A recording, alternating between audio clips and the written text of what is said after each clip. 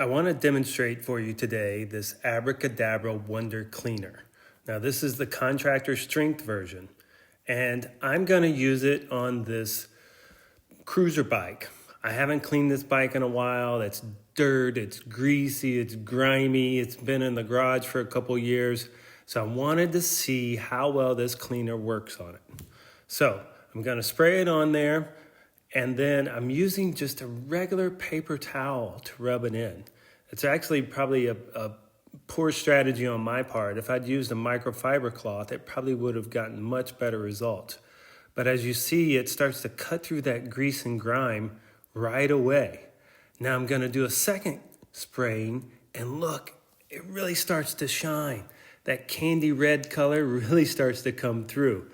Now here's a big point, a key point, is that it's safe on the paint. The paint is not damaged in any way whatsoever. Very impressive product.